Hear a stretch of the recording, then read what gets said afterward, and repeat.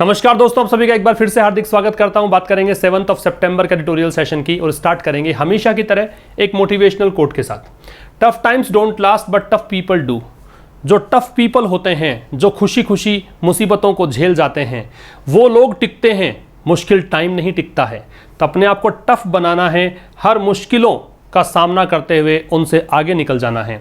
आशीष classes app को आप download कर सकते हैं प्ले स्टोर से या फिर डिस्क्रिप्शन में दिए गए लिंक से। ये इन्फॉर्मेशन है उन बच्चों के लिए जो नए जुड़ते हैं हर दिन चैनल पर। यहाँ पर काफ़ी सारे पेड कोर्सेज अवेलेबल होते हैं और इन पेड कोर्सेज की खास बात, अगर आप एप्लीकेशन पर जुड़ते हैं तो आपको वीडियोज एक सीक्वेंस में हमेशा लाइफ टाइम के लिए अवेलेबल होते हैं। अगर आप YouTube पर देखते हैं तो आप कई बार सर्च करते रह जाते हैं कि सर कौन सा वीडियो कब बनाया था, क्या है। यहाँ पर एक साथ में एक निश्चित सीक्वेंस के अंदर आपको वीडियोस मिलते हैं, लाइफ टाइम तक आपके पास रहते हैं। और यहाँ पर वोकैबुलरी की ई बुक उपलब्ध है। एक डिफेंस सर्विसेज की तैयारी करने वाले बच्चों के लिए ई बुक उपलब्ध करवाई गई है। बात करें द हिंदू एडिटोरियल एनालिसिस की, जो कि आपको पता है कि हर वेंसडे को बैच स्टार्ट होता है, तो इस वेंसडे को भी मतलब एक दिन बाद, मीन्स कल मंगलवार है, फिर बुधवार को स्टार्ट करेंगे बैच। तो इस बैच के लिए रजिस्ट्रेशन ओपन है, आप रजिस्ट्रेशन करवा सकते हैं।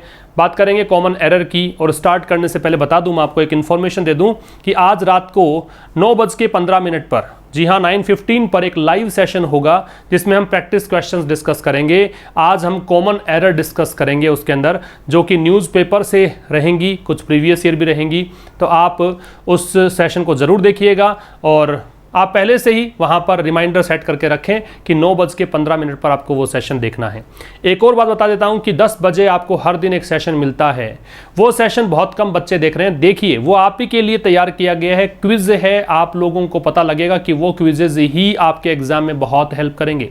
बहुत सारे बच्चे बोलते हैं सर हिंदी अर्थ भी लिख दिया कीजिए। अरे भाई, खुद भी कुछ मेहनत कर लीजिए आप।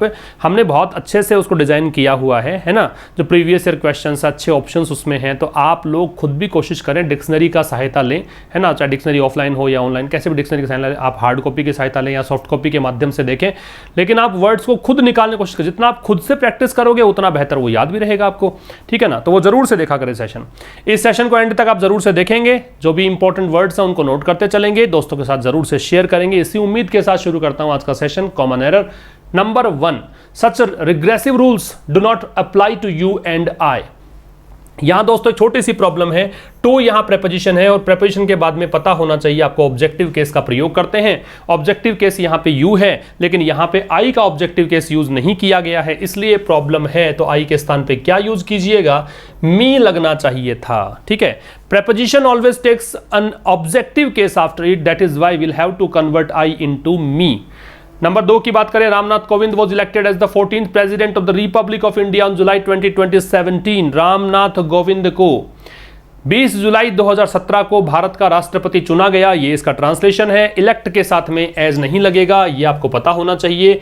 Elect does not take as after it, तो गलती होगी बी सेक्शन में। और तीसरे की बात करें, 2 + 2 आर इक्वल टू 4। ये ध्यान रखिएगा, जो अर्थमेटिक कैलकुलेशन होती है, अंकगणितीय गणनाएं होती हैं, जोड़ भाग की गुणा भाग की आप बात करते हो, तो यहां पर वर्ब सिंगुलर आती है, तो आर के स्थान पर क्या लगेगा, इज लगेगा। क्लियर है। अब बात करेंगे आज के एडिटोरियल की, 2 क्लॉज फॉर कंफर्ट। ये एडिटोरियल भारत और चीन के बारे में है। भारत और चीन के बीच लगातार जो एक स्थिति एस्केलेट हो रही, तनाव बढ़ रहा है, उसके बारे में है। लेखक यहाँ पे भारत को सजेस्ट कर रहा है कि किस प्रकार से आपको यहाँ पे चाइना से निपटना है, क्या आपका स्टैंड होना चाहिए। तो अगर टोन की बात करेंगे तो सजेस्टिव टोन हो जाएगा। और कहीं ना कहीं चाइना को यहाँ पे क्रिटिसाइज भी लेखक ने किया है कि चाइना जो है वो कहता कुछ और है, करता कुछ और है। चाइना की सरकार कुछ कहती है, चाइना की मिलिट्री कुछ अलग काम करती है। तो ये जो एक चाइना की मिलिट्री और सरकार के बीच में जो डिफरेंसेस हैं यहां पे देखने को मिलते हैं, वही भारत के लिए समस्या का कारण बन रहे हैं।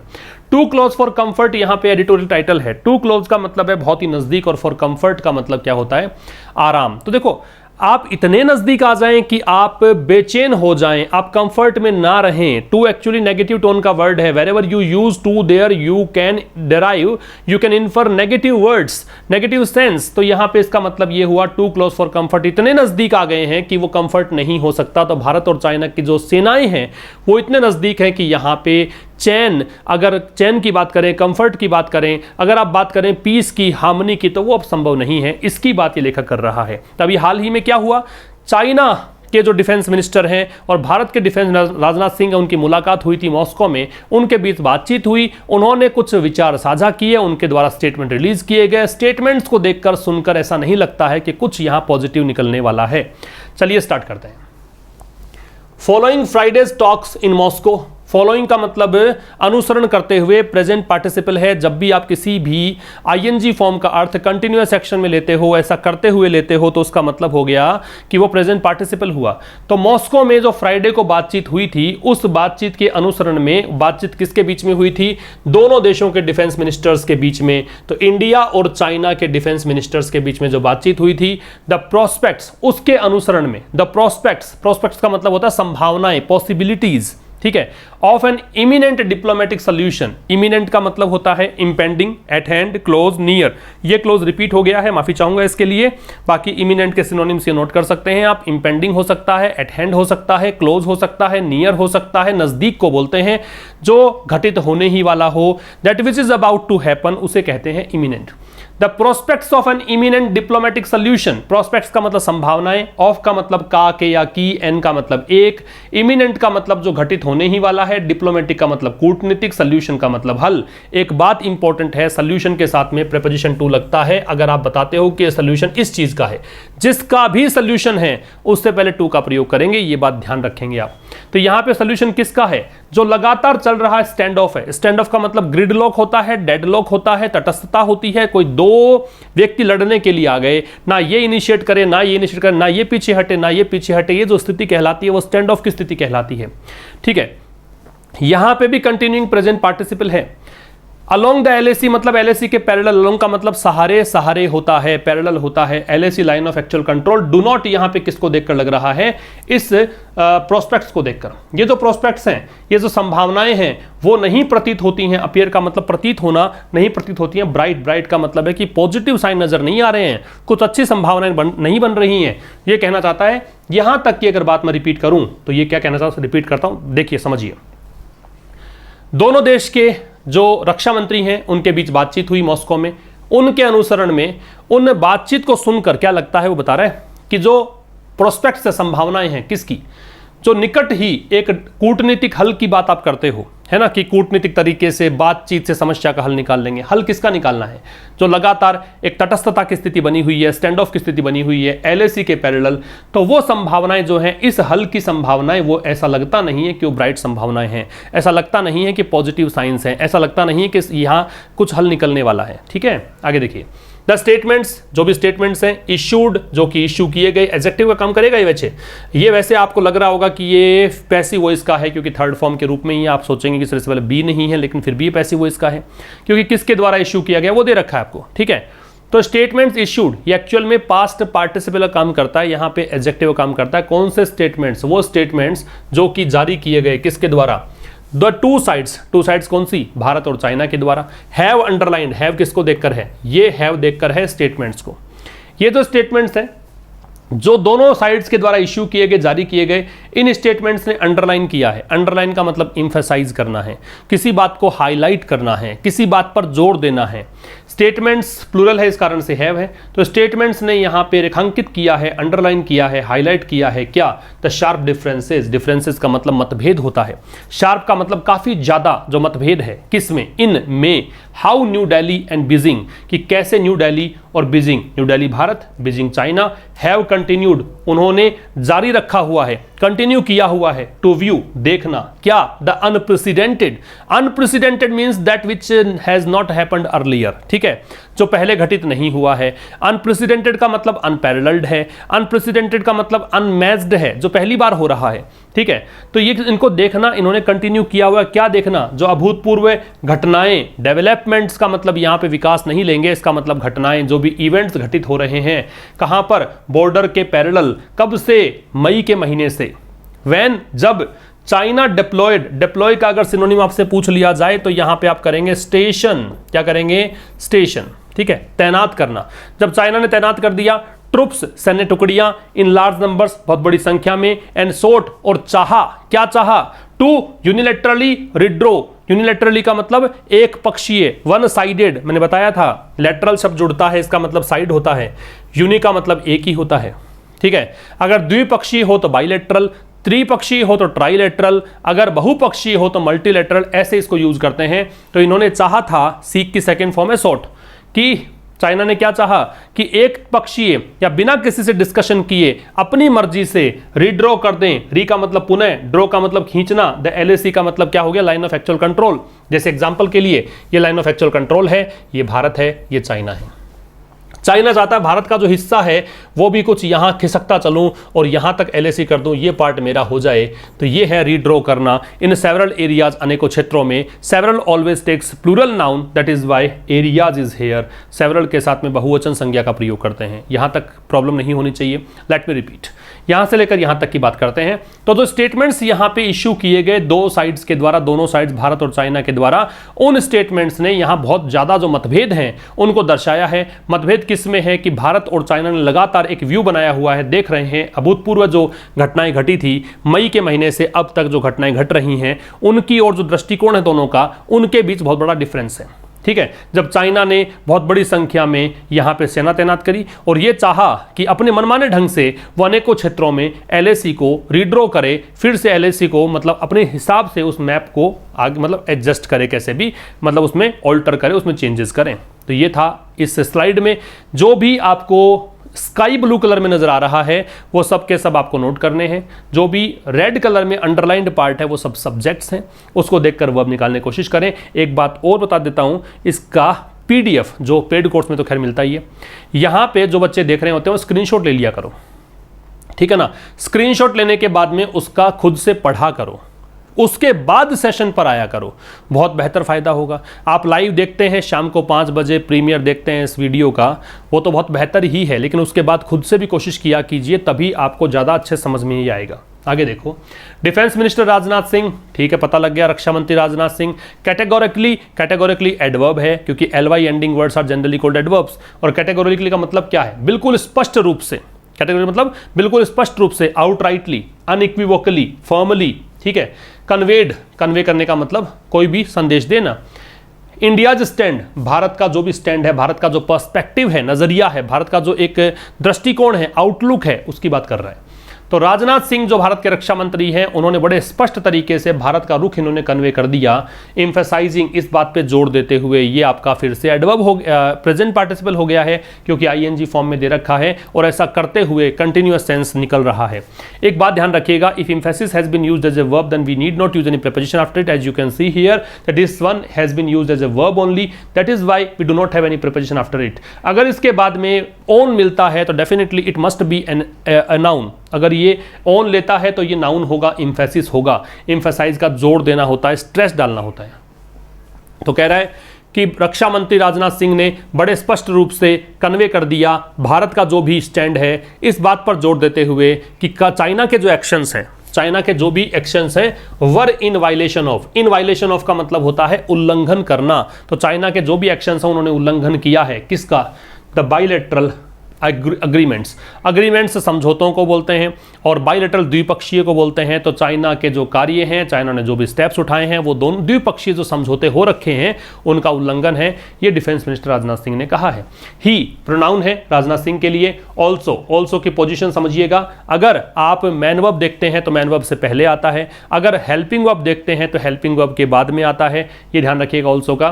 तो he has also expressed hope, उन्होंने, किन्होंने, राजनाथ सिंह ने। ऑल्सो मतलब भी, एक्सप्रेस का मतलब जाहिर की है, व्यक्त की है, होप का मतलब आशा, दैट की बोथ साइड्स, दोनों साइड्स भारत और China, would be able to, ये समर्थ हो पाएंगे, टू रिजॉल्व, रिजॉल्व का मतलब सॉर्ट आउट करना, हल निकालना। किस चीज का हल निकालना है, तो ऑनगोइंग सिचुएशन, ऑनगोइंग जो कंटिन्यूअस चल रही है, जो लगातार चल रही स्थिति है, कैसे हल निकाल पाएंगे, पीसफुली, शांतिपूर्वक, किस माध्यम से, थ्रू डायलॉग, डायलॉग के माध्यम। डायलॉग क्या होता है, वार्तालाप, है ना। बोथ साइड, दोनों साइड एक्टिव होती हैं इसमें, मैं बोल रहा हूं आप भी बोले तो डायलॉग है, केवल मैं बोल रहा हूं आप सुन रहे हैं तो मोनोलॉग कहलाएगा, ठीक है। थ्रू जो है इसका मतलब होता है में से होकर. Through is a preposition. It denotes a medium. Whenever a medium is required, then we can use through as a preposition, and that is why it has been used here before dialogue. तो ये क्या कहना चाहता है यहां तक समझिएगा कि राजनाथ सिंह ने यहां पे आशा जाहिर की है, एक होप व्यक्त की है कि दोनों साइड्स जो हैं वो चल रही जो स्थिति है उसको सुलझा लेंगे. कैसे? बातचीत के माध्यम से. हिज चाइनीज काउंटर पार्ट का मतलब क्या समझिएगा, उनके समकक्ष. जैसे भारत के डिफेंस मिनिस्टर राजनाथ सिंह हो गए, तो वहां चाइना के डिफेंस मिनिस्टर कौन है? जनरल वे फेंगे है. भारत के प्रधानमंत्री नरेंद्र मोदी हैं, फिर चाइना के प्रधानमंत्री कौन है? वो उनके समकक्ष होंगे. इस प्रकार के सिस्टम यहां पे इसको बोलते हैं काउंटर पार्ट. तो उनके जो चाइनीज काउंटर पार्ट है, चाइना के जो defence minister general Wei Fenghe appeared, ऐसा लगा टू ओनली, कि उन्होंने केवल रीइटरेट, इसका मतलब होता है दोहराना, रिपीट करना. से अगेन, अगर मैं री हटा देता हूं तो इटरेट का मतलब वही है जो रीइटरेट का मतलब है, दोहराने को बोलते हैं, रिपीट करने को बोलते हैं, से अगेन को बोलते हैं. ऐसा लगा कि उन्होंने दोहराया क्या? द स्टैंड, जो भी रुख है, कन्वेड बाय चाइना, तो चाइना के द्वारा कन्वे किया गया था, वही बात इन्होंने दोहरा दी. इन रिसेंट स्टेटमेंट्स, हाल ही के स्टेटमेंट, रिसेंट का एडजेक्टिव है, स्टेटमेंट्स नाउन है, दैट की कंजंक्शन है, इट यहां चाइना के लिए है, had no blame to bear. It had no blame to bear का मतलब क्या हो गया? हमारा कोई दोष नहीं है, हमारी कोई गलती नहीं है. फॉर दिस समर्स डेवलपमेंट्स, इस गर्मियों में, मई के महीने से शुरू हुआ तो गर्मियों की बात है, तो इस गर्मियों में जो भी घटनाक्रम घटे हैं उनके लिए हम किसी भी तरीके से जिम्मेदार नहीं है. ये बात इन्होंने कही. वेल, एक बार फिर से देखते हैं. यहां तक कह रहा है कि चाइना के जो डिफेंस मिनिस्टर है जनरल वे फेंगे, वो ऐसा लगा कि उन्होंने केवल दोहराया है, चाइना के द्वारा जो कुछ कन्वे किया गया था वही स्टैंड उन्होंने दोहरा दिया. और हाल ही के अपने वक्तव्यों में, स्टेटमेंट्स में की, क्या स्टेटमेंट था इनका? कि भाई हमारा कोई दोष नहीं है जो कुछ भी घटनाक्रम घटे हैं. कैटेगोरिकल सिनोनिम्स आप नोट कर सकते हैं. इसके बाद देखिएगा, ही सेड, उन्होंने कहा. किन्होंने कहा? ये चाइना के डिफेंस मिनिस्टर हैं. द रेस्पॉन्सिबिलिटी, जिम्मेदारी, रेस्पॉन्सिबिलिटी का दोष भी होता है. अगर नेगेटिव कामों के लिए जिम्मेदारी कहोगे तो दोष है, पॉजिटिव के लिए है तो जिम्मेदारी है. उन्होंने यहां पे कहा कि जिम्मेदारी या दोष जो है वो किसका है? भारतीय साइड का है. लाइज एंटायरली, एंटायरली का मतलब है कंप्लीटली, टोटली, पूरी तरीके से, विद द इंडियन साइड, भारतीय साइड का ये दोष है.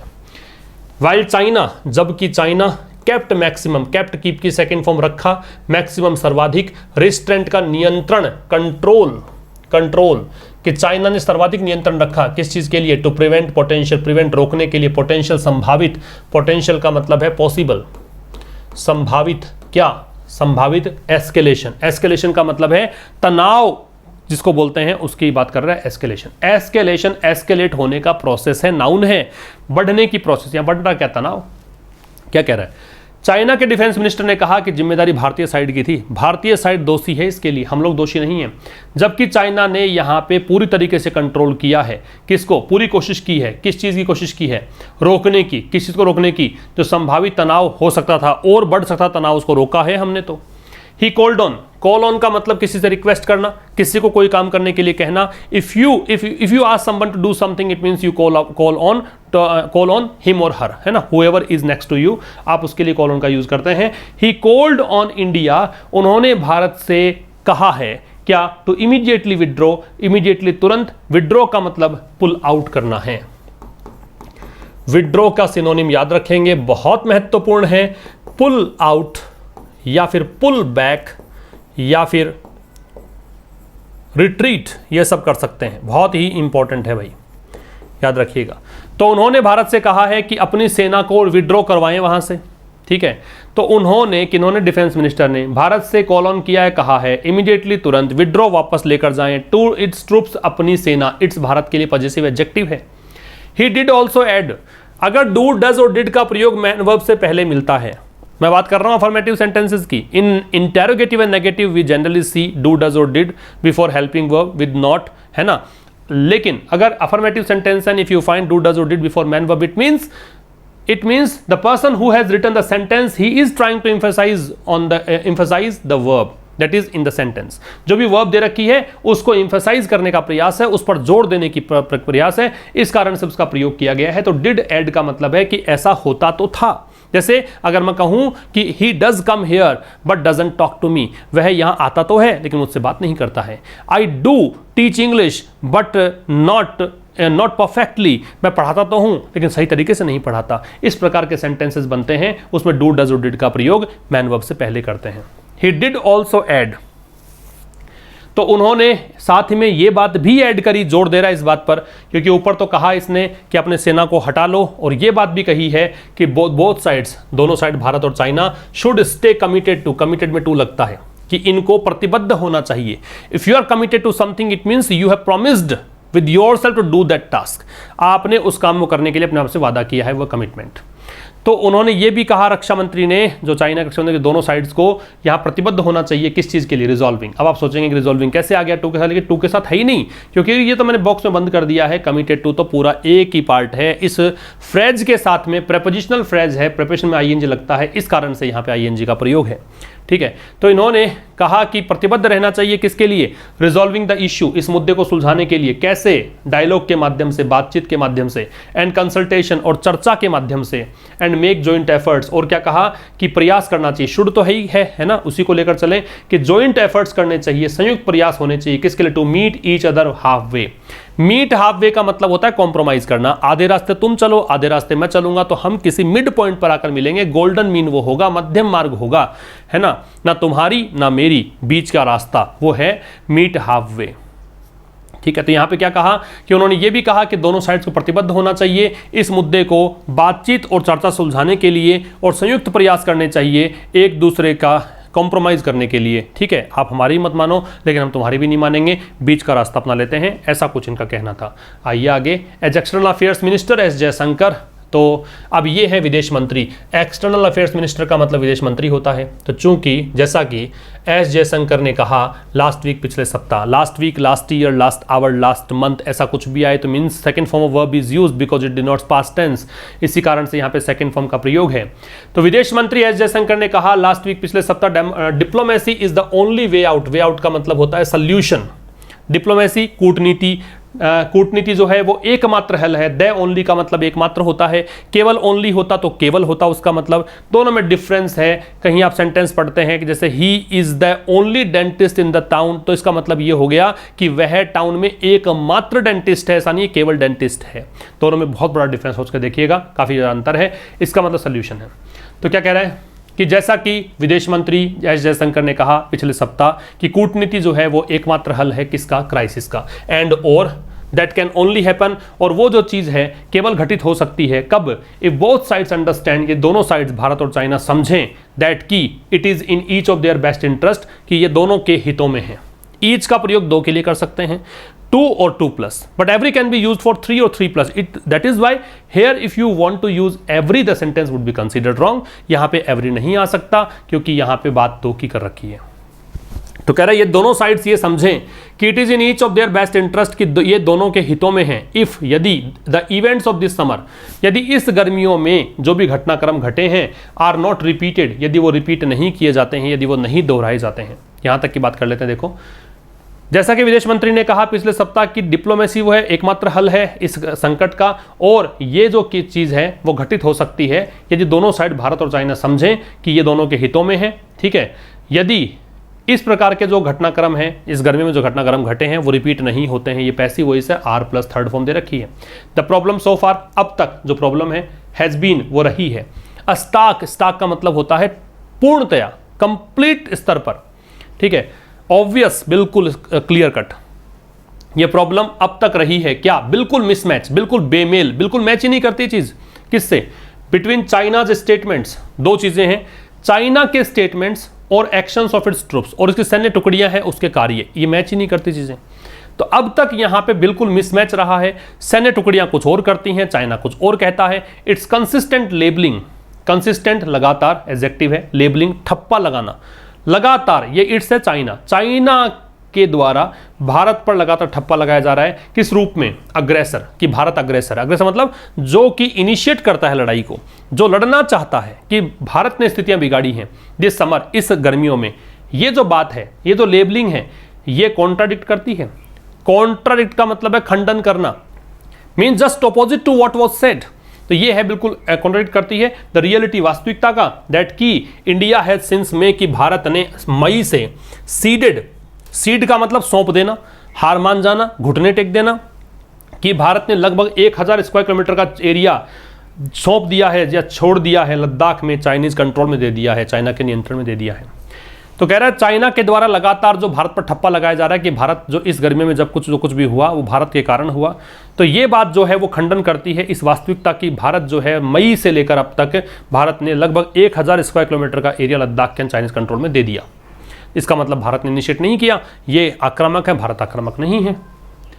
If China's diplomats have spoken repeatedly, यदि चाइना के जो डिप्लोमेट्स कूटनीतिज्ञ या फिर politicians, it can be put equal to politicians, तो यदि चाइना के जो पॉलिटिशियंस हैं उन्होंने बार बार में एक बात बोली है, रिपीटेडली एडवर्ब है, इसकी विशेषता बता रहा है किस बारे में, ऑफ द नीड, आवश्यकता के बारे में। किस चीज की आवश्यकता, to keep in mind, keep in mind का मतलब ध्यान रखना, द बिग पिक्चर, बड़ी तस्वीर, किसकी, द्विपक्षीय संबंधों की। तो यदि चाइना के राजनेताओं ने बार बार में बात की है इस बारे में कि यहां बड़ी तस्वीर यह है कि दोनों पक्षों के द्विपक्षीय संबंध जो है वो खराब नहीं होने चाहिए, इस पर ध्यान रखना चाहिए, तो the actions of its military, दूसरी तरफ जो इसके मिलिट्री के एक्शंस हैं, चाइना की जो सेना है उसके जो कार्य हैं ऑन द ग्राउंड, जमीनी स्तर पर, हैव सजेस्टेड, उन चीजों ने दर्शाया है, संकेत किया है, क्या, एन इंटेंट, एक इरादा, इरादा क्या, that is precisely the opposite, कि इरादा जो है वो बिल्कुल ऑपोजिट है, precisely to the point, precisely सटीक तरीके से, टू द पॉइंट, कि जो इरादा है वो क्या है, बिल्कुल विपरीत है। क्या इरादा है, emphasising, achieving tactical gains, emphasising जोर देना, अचीविंग प्राप्त करने पर, क्या, टैक्टिकल रणनीतिक गेन्स लाभ, एट द बॉर्डर, सीमा पर, कि इरादा इनका यह है कि ये बॉर्डर पर, सीमा पर कुछ प्राप्त करना चाहते हैं, वहां जमीन हड़पना चाहते हैं, ठीक है, किसकी बजाय, over the broader strategic relationship, over मतलब इस बात पर तवज्जो देते हुए कि जो अधिक व्यापक रणनीतिक संबंध है उस पर तरजीह देंगे इस चीज को। रणनीतिक संबंध गए भाड़ में, सामरिक महत्व के संबंध गए भाड़ में, दोनों देशों का रिश्ता है, कोई मतलब नहीं है, let it go to hell, हमें मतलब है जमीन हड़पने से, ये कहना चाहता है, सीधी सीधी बात समझें तो। फिर कह रहा है until that calculus changes, calculus का मतलब है mathematical equations, you can say, गणितीय समीकरण कह सकते हैं। Until is a negative word and since it is negative we can not add not in the sentence, in the clause, wherever you find until. So until negative word है, and it denotes time. One thing more, it denotes time, that must be noted down. कि until that calculus changes, जब तक कि ये गणितीय समीकरण, ये जो कैलकुलेशन है वो चेंज नहीं होती है, इंडिया विल हैव टू का मतलब क्या है, करना पड़ेगा। ये इस तरह के वाक्य बना के देखा करो आप। Will have to, shall have to का मतलब कोई भी काम करना पड़ेगा, जैसे I shall have to teach a new topic, मुझे नाटक पढ़ाना पड़ेगा, you will have to go there, तुम्हें वहां जाना पड़ेगा, he will have to prove his worth, उसे अपनी योग्यता सिद्ध करनी पड़ेगी। तो ऐसे वाक्य बनते हैं will have to, shall have to से। तो भारत को यहां पे क्या करना पड़ेगा, तैयार रहना पड़ेगा, टू बी टेस्टेड। अब ये टेस्ट मतलब क्या है कि भारत को परखा जाएगा, समय की कसौटी पर परखा जाएगा, तो भारत को यहां पे तैयार रहना पड़ेगा। भारत के इम्तिहान हो सकते हैं आगे अलोंग द बॉर्डर, इस बॉर्डर के बिल्कुल parallel, and to stand its ground, और भारत को यहां पे तैयार रहना पड़ेगा किसके लिए, ग्राउंड नहीं छोड़ना है भारत को, अपनी जगह नहीं छोड़नी है, अपनी जो बातें हैं, सिद्धांत है, वो नहीं छोड़ने हैं। ओवर द लॉन्ग हॉल का मतलब आने वाले समय में, फॉर ए लॉन्ग टाइम, ठीक है। ओवर द लॉन्ग मतलब जो आने वाला लंबा समय है उसकी बात कर रहे हैं। तो यदि जब तक कि ये गणितीय समीकरण जो हैं, फिलहाल जो भी कैलकुलेशन बैठती है वो चेंज नहीं होती है, तो भारत को तैयार रहना पड़ेगा। कुछ यहाँ पे भारत का इम्तिहान हो सकता है बॉर्डर पर, और यहाँ भारत को आने वाले समय में भी ग्राउंड नहीं छोड़ना है, अपना स्टैंड जो बनाए रखना है, ये कहना चाहता है। आगे देखिए, इंडिया है सिग्नल्ड, सिग्नल का संकेत देना है, भारत ने संकेत दे दिया है। इट्स इंटेंट का मतलब अपने इरादों का, भारत ने अपने इरादे क्या है वो संकेत कर दिया है, टू डू सो, ऐसा करके। विद द लेटेस्ट डेवलपमेंट्स, किसको देख के लगता है, जो हाल ही में घटनाक्रम घटे हैं उनको देखकर। कब की बात है, चुसुल नामक स्थान पर, यह स्थान का नाम इसलिए देखो सी कैपिटल है, ऑन अगस्त 29, डेट के पहले ऑन का प्रयोग करते हैं, पता है आपको। अगर डेट ना हो, केवल मंथ होता तो क्या लगाते, इन लगाते। तो कह रहा है कि भारत ने यहाँ पे संकेत किया है, संकेत दे दिया है, सिग्नल दे दिया है अपने इरादों का, ऐसा करके जो हाल ही के घटनाक्रम है उनको देख के ऐसा लगता है। 29 अगस्त को जो चुसुल में घटनाक्रम घटे हैं उनको देखकर लगता है भारत ने अपने इरादे जाहिर कर दिए हैं। If the statements following the Moscow meet, Moscow meet हो गया, मॉस्को में जो मीटिंग हुई है उसके अनुसरण में जो भी स्टेटमेंट दिए गए थे, मतलब उसके बाद मीटिंग हुई, उसके बाद स्टेटमेंट आए, वो स्टेटमेंट्स जो हैं did not exactly inspire confidence, उसने ठीक तरीके से कॉन्फिडेंस इंस्पायर नहीं किया, कॉन्फिडेंस नहीं बढ़ाया। कॉन्फिडेंस विश्वास, इंस्पायर प्रेरित करना, ठीक है, एनकरेज करना। तो जो भी स्टेटमेंट जारी हुए मॉस्को की मीटिंग के बाद में, उनसे कुछ पॉजिटिव साइन नजर नहीं आए। बोथ साइड्स, दोनों side will have the chance, उनके पास चांस होगा, भारत और चाइना के पास अवसर होगा टू रीअसेस, फिर से मूल्यांकन करने का, फिर से जांचने का, क्या द सिचुएशन को। When Jaishankar, mister Jaishankar will likely meet his counterpart. तो ये क्या कह रहा है कि दोनों साइड्स के पास अवसर होगा कि अपने जो भी स्थितियां हैं उनको रीअसेस कर लो, फिर से मूल्यांकन कर लो, असेस का इवेल्युएट करना होता है, तो इसको मैं कह सकता हूं रीइवैल्यूएट। ठीक है, फिर से जांच लो, परख लो किस चीज को, कि जब मिस्टर जयशंकर, लाइकली का मतलब संभावित तौर पर, मिलेंगे किससे, अपने काउंटर पार्ट से। अब इनका काउंटर पार्ट कौन हो जाएगा, चाइना के विदेश मंत्री, नाम क्या है, वांग यी। कब, एक मीटिंग में, मीटिंग कहां होनी, किसकी होनी है, 10 सितंबर को SCO फॉरेन मिनिस्टर्स की मीटिंग है, वहां पर ये बात कर लेंगे। तो वहां तक उस स्थिति में एक और अवसर है कि अपनी स्थितियों को रीअसेस कर लें। Military talks can occasionally help to avert, जो सैन्य स्तर की बातचीत है, कैन ओकेजनली हेल्प, क्या हो सकता है कि वो ओकेजनली हेल्प करे टू अवर्ट, टालने में। अवर्ट का मतलब होता है अवॉइड करना, टालने में। क्या, a flare up, flare up का मतलब है यहां पे रो, लड़ाई, फाइट, डिस्प्यूट, बिकरिंग। वैसे फ्लेयर का मतलब होता है इंस्टिगेट करना, अराउज करना, इंसाइट करना, प्रोवोक करना, भड़काना, उकसाना, लेकिन ये नाउन है, ये लग रखा है, इसलिए इसका मतलब यहाँ पे झगड़ा लिया हमने। तो सैन्य स्तर की जो बातचीत है वो हो सकता है कि सहायता करे कभी कभार किस चीज़ की, कि वो झगड़े को टाल दे। लेकिन the two neighbours need to work, लेकिन दोनों नेबर्स को, भारत और चाइना को यहाँ आवश्यकता है, किस चीज़ की आवश्यकता है, कि वो काम करे, किस तरफ काम करे, अ डिप्लोमेटिक सोल्यूशन, कि कूटनीतिक हल निकाले। और हल किसका है, देखो फिर टू लग गया। इंश्योर अनडिस्टर्ब्ड पीस, कि वो सुनिश्चित करें अनडिस्टर्ब्ड पीस और क्वाइट, कि बिल्कुल वहां पे शांति रहे, ऐसी शांति जिसमें कोई व्यवधान नहीं है। अनडिस्टर्ब्ड है, एडजेक्टिव है, अनडिस्टर्ब्ड, प्रेजेंट पास्ट पार्टिसिपल है। क्वाइट, वहां बिल्कुल शांति रहे, इसको भी शांति बोलेंगे। अलोंग द बॉर्डर, बॉर्डर के पैरेलल। तो लेखक का यहाँ पे लास्ट में सुझाव है कि दोनों देशों को आवश्यकता है, पड़ोसियों को आवश्यकता है कि वो कूटनीतिक हल निकालने की ओर काम करें। ठीक है, उनको जरूरी है ये काम करना, और वो वहाँ पर बॉर्डर के जो पैरेलल है वहाँ पे शांति स्थापित करें। तो ये था दोस्तों आज का एडिटोरियल। बात करते हैं रिवीजन की। फ्लेयर अप, फ्लेयर अप का मतलब है क्या, जोड़ दीजिए इसको आप रो से। दूसरा मतलब झगड़ा हो गया। कैटेगोरिकल का मतलब क्या था, आउटराइट, बिल्कुल स्पष्ट, तो डी से जोड़ दो। इमिनेंट का मतलब क्या है, जो जल्द ही घटित होने वाला है, ए से जोड़ दो। अनप्रेसिडेंटेड क्या है, अभूतपूर्व, अनमैच्ड, अनपैरेलल्ड, तो सी से जोड़ दो। रीइटरेट का दोहराना है, इटरेट, ई से जोड़ दो। ठीक है, तो यह आपका हो गया है सॉल्यूशन इस रिवीजन का। बात करेंगे ट्रांसलेशन की। उसका भविष्य पूरी तरह अनिश्चित है। तो देखो, आपको ट्रांसलेशन से मैंने शुरू किया है, वहां से बहुत कुछ चीजें आपने जरूर सीखी होंगी अगर आपने एक जगह पे नोट कर रखा है तो यहां पे hangs in the balance, his fate hangs in the balance, उसका भाग्य क्या है, पूरी तरह निश्चित है। फिर है उसने बिना रुके यात्रा की, बिना रुके, ऑन एंड ऑन, लगातार, continuously, he travelled on and on. वह गहरे संकट में है, he is out on a limbo, on a limb, he is out on a limb, इसका मतलब है वह गहरे संकट में है। तो ये फ्रेजेस सीखी हैं आपने इसमें। प्रिपरेशन की बात करें तो आई रियली केयर अबाउट आएगा भाई, केयर का ऑफ भी आता है वैसे तो किसी व्यक्ति की अगर बात करते, लेकिन यहाँ पे कह रहा है कि मैं वास्तव में केयर करता हूँ कि उस साथ क्या घटित होता है उस चीज़ के बारे में। ठीक है, तो ये कोई चीज़ के बारे में तब आउट आ जाएगा। I saw a car collide with, collide का टकराना होता है, और सी के बाद में आपको पता होना चाहिए बेयर इन्फिनिटिव आ सकता है, तो ये V0 फॉर्म है, कोलाइड टकराने को बोलते हैं। तो मैंने देखा कि कार है उसकी बाइक से टकरा गई। I am very satisfied with my exam. ठीक है, सेटिस्फाइड में विद लगता है, ग्रेटिफाइड में विद लगता है, प्लीज्ड में विद लगता है, याद रखिएगा। Satisfied, gratified, pleased, satisfied, gratified